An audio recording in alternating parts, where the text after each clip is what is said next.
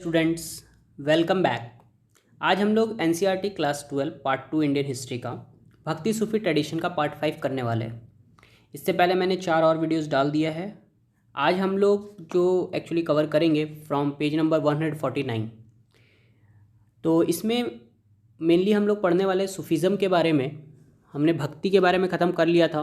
अब हम लोग इस्लाम धर्म की तरफ जा रहे हैं। इसमें हम लोग टोटली इस्लाम के बारे में पढ़ने वाले हैं। ठीक है, तो लेक्चर शुरू करते हैं।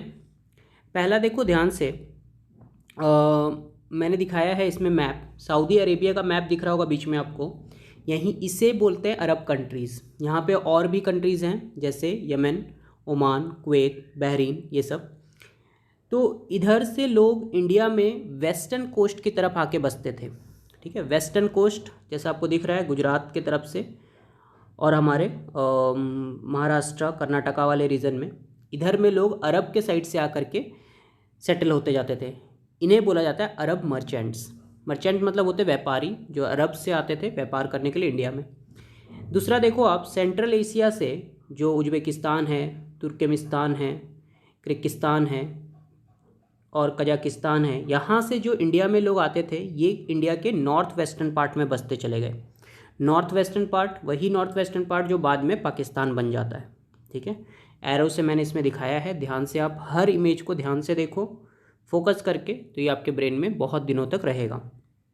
नेक्स्ट है, अब होता क्या है, 1711 के समय में एक उम्मद खलीफत जो है वो ऑर्डर करते हैं मोहम्मद बिन कासिम को सिंध पे अटैक करने के लिए। ठीक है, तो ये भारत पे अटैक करने, सिंध मतलब उस समय भारत का हिस्सा था जो अभी पाकिस्तान में है। तो मोहम्मद कासिम सिंध को कॉन्कर कर लेता है 1711 कॉमन एरा में, मतलब जीसस क्रिस्ट के डेथ के बाद, और सिंध पर खलीफा का डोमेन हो जाता है, खलीफा का शासन चालू हो जाता है। ठीक है, मगर जो एक्चुअल में पूरे भारत पे हम बोले कि अगर इस्लाम धर्म कब से स्प्रेड हुआ, तो ये समय है 13वीं सेंचुरी का, जब तुर्क्स और अफ़गान्स, जो हमने पहले वाले स्लाइड्स में पढ़ा था कि सूफीज़म 1206 दिल्ली सल्तनत जो मोहम्मद गौरी आता है भारत में, वहाँ से स्टार्ट होता है। ठीक है, नेक्स्ट, अब यहाँ पर आपको जो जानना है 5.1 में faith of rulers and subjects, इसमें पहला वर्ड जो मेन इम्पॉर्टेंट है वो है उल्म। उल्म क्या होता है, मैंने इसमें उल्म का एक फ़ोटो दिखाया है। इसके बगल में मैंने लिखा है, इसे ध्यान से देखो। उल्म एक स्कॉलर होता है जो इस्लामिक स्टडीज़ करके बनता है। ठीक है, ताकि वो अपने धर्म को प्रिजर्व कर सके और अपने कस्टम्स और ट्रेडिशंस को प्रिजर्व कर सके, मतलब बचा के रख सके। उसके बारे में वो लोगों को ज्ञान देता है, नॉलेज देता है, क्योंकि वो पूरा उसके बारे में इस्लामिक चीज़ों के बारे में स्टडी किया होता है। ठीक है, कहाँ से स्टडी करता है उसको बोलते हैं सारिया। सारिया जो एक किताब है, लॉ कानून की किताब है, जिसमें मुस्लिम कम्युनिटी के बारे में, मुस्लिम कम्युनिटी कैसे अपने डे टू डे का काम करेगी, उसमें सब कुछ लिखा है। हर कुछ उसमें डिटेल में मेंशन्ड है। किसमें? सारिया जो किताब है।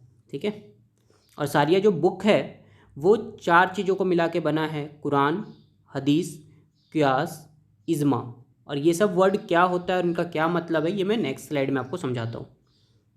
देखो, हदीस मतलब होता है जो भी प्रॉफिट मोहम्मद ने बोला है, उनके सेइंग्स वो लिखे गए हैं हदीस में, और हदीस से कुछ कुछ इंपॉर्टेंट बातों को लिया गया है सरिया में। ठीक है, क़ियास क्या है? Reasoning bye analogy. एनालॉगी का मतलब होता है जब हम दो चीज़ों के बीच में समानता दिखाते हैं, उसकी तुलना करते हैं। ठीक है, जैसे कुरान में और हदीस में तुलना की गई है और उससे कुछ जो इम्पोर्टेंट चीज़ें निकल के आई हैं सिमिलैरिटीज़ के तौर पे, मतलब जो सिमिलर है दोनों किताबों में, उसे बोला जाता है क़ियास। ठीक है, और इज्म क्या है?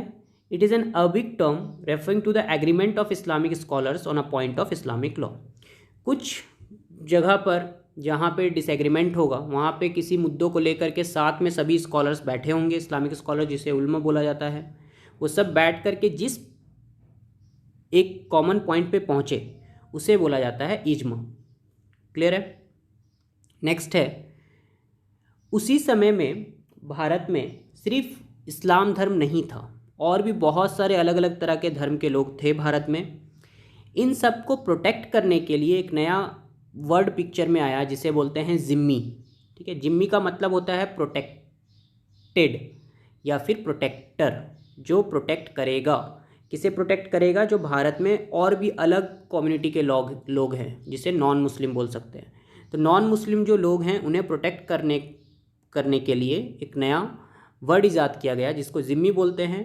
बदले में नॉन मुस्लिम लोगों को, चाहे वो ज्यूज़ हो, क्रिश्चियन हो या इंडिया में हिंदूज़ हों, उन सबको मुस्लिम रूलर्स को कुछ टैक्स देना पड़ेगा, और उस टैक्स को बोला जाता है जाजिया टैक्स। यही जाजिया टैक्स जो है इसे अकबर ने बाद में हटा दिया था। तो अकबर ने इसे कब हटाया था? 1564 में। और औरंगजेब ने इसे बाद में फिर से री इम्पोज कर दिया था। तो इसमें क्वेश्चन एमसीक्यू के फॉर्म में आता है कि जाजिया किसने रिमूव किया था? 1564 में अकबर ने, और री इम्पोज किसने किया था? औरंगजेब ने। नेक्स्ट है, इस्लामिक धर्म जो है वो 5 पिलर पे बेस्ड है। ठीक है, इस्लामिक धर्म टोटली 5 पिलर पे बेस्ड है। 5 पिलर्स क्या क्या हैं? शहादा। शहादा का मतलब होता है कि ये बिलीव रखना, ये विश्वास रखना कि सिर्फ एक गॉड है, ठीक है, अल्लाह, और उसके सिर्फ एक ही मैसेंजर हैं जिसका नाम है मोहम्मद। तो ये सेंट्रल आइडिया है इस्लाम का। दूसरा है सल्लत, जिसका मतलब होता है प्रेयर, एक दिन में 5 वक्त का नमाज अदा करना, ये आता है सल्लत का मतलब, ये होता है सल्लत का मतलब। फिर है फास्टिंग।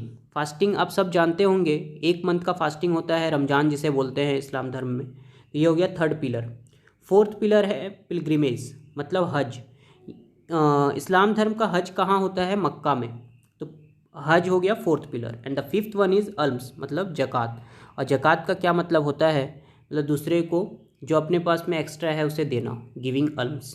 ठीक है, नेक्स्ट है, इस धर्म में इतना मतलब इतना जो पिलर सेट किया गया है, और एक यूनिकनेस होने के बावजूद भी बहुत सारे डिफरेंसेस हैं।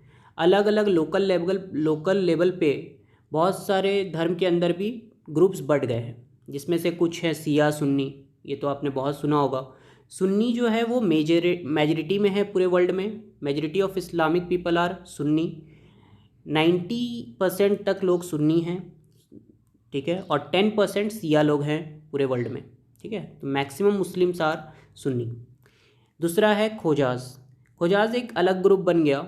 ठीक है, उनके भी थोड़े से ट्रेडिशन में चेंज है, मगर सबका सेंटर आइडिया यही है कि गॉड एक ही है, अल्लाह, और उनके मैसेंजर भी एक ही हैं, मोहम्मद। मगर और थोड़ा उनका बेसिक डिफरेंसेज, मतलब कुछ और थोड़े डिफरेंस की वजह से ये ग्रुप्स अलग अलग हो गए हैं।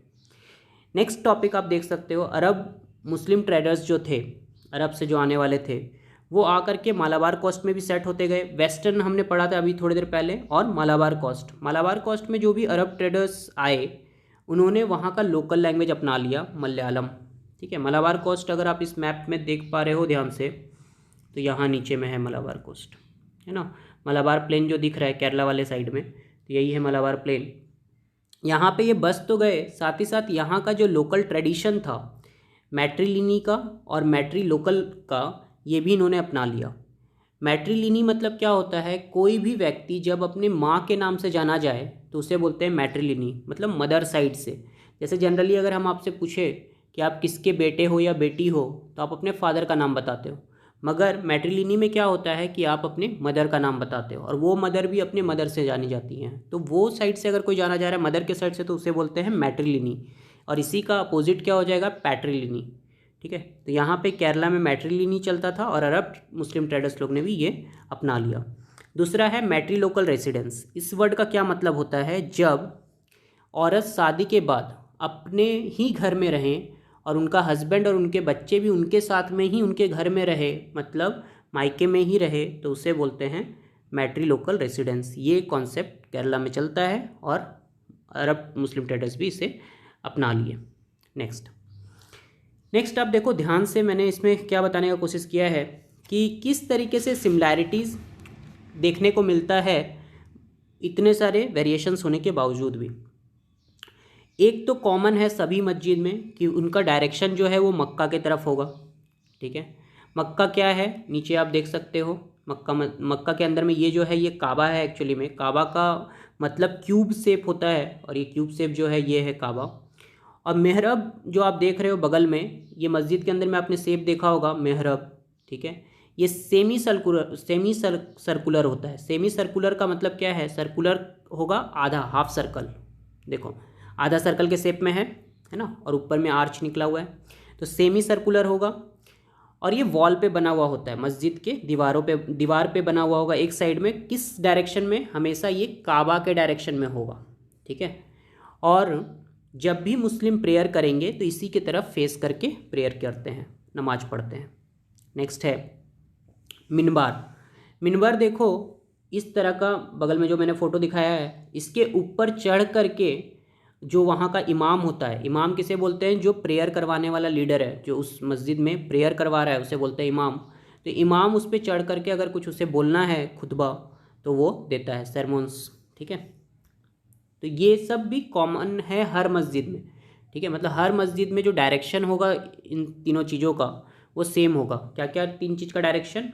एक है मस्जिद का ओरिएंटेशन हमेशा मक्का की तरफ होगा, मेहरब हमेशा काबा की तरफ होगा, और मिनबार भी हमेशा काबा की तरफ, मतलब वो भी इस तरफ ही मुँह करके बैठेंगे। कहने का सेंस है कि वो जो प्रेयर कर रहे हैं उनकी तरफ मुँह करके बैठेंगे, है ना, वो उस साइड में ही होगा हमेशा। और पुलपिट मतलब होता है स्टेप से चढ़ करके ऊपर जाने का, जो ऐसा कुछ ऊंचे जगह पे स्टेज प्लेटफॉर्म बनाया जाए उसे बोलते हैं पुलपिट। नेक्स्ट है मॉस्क के डिज़ाइंस में आपको अलग अलग वेरिएशन देखने को मिल सकते हैं। ऊपर वाला देखो, ये आपको फर्स्ट ग्लैंस में देख करके ये कुछ अलग ही नज़र आएगा, टेम्पल जैसा नज़र आएगा, मगर ये एक्चुअली में है मॉस्क। ओके, कहाँ पर है ये? आटिया मॉस्क नाम है इसका, बांग्लादेश में है। 1609 में इसका कंस्ट्रक्शन हुआ था। दूसरा आप देखो, इसे बोला जाता है ज्वेल इन द क्राउन, और ये कहाँ पर है? श्रीनगर में। तीसरा देखो केरला मॉस्क है, और ये कहाँ पर है? ऑब्वियस बात है केरला में। इसमें आप शिखर टाइप का स्ट्रक्चर देख सकते हो। पहले शिखर जनरली मंदिर टेम्पल्स के लिए बनाए जाते थे। नेक्स्ट है माइग्रेंट्स लोग के लिए अलग अलग वर्ड यूज़ किए गए हैं, और ये आपके MCQ के लिए इंपॉर्टेंट है। तुर्किश रूलर के लिए यूज़ किया जाता था तुरुस्का। ताजिकिस्तान से जो लोग आए हैं उनके लिए यूज़ किया जाता था ताजिका। पर्शिया से जो लोग आए हैं उनके लिए यूज़ किया जाता था पारशिका। तुर्क्स और अफ़गान दोनों को मिला करके वर्ड यूज़ किया जाता था साकाज। और ग्रीक से जो लोग आए हैं उनके लिए यूज़ किया जाता था यवनास। तो ये वर्ड्स इंपॉर्टेंट हैं, एग्जाम में ऐसे क्वेश्चन बनेगा।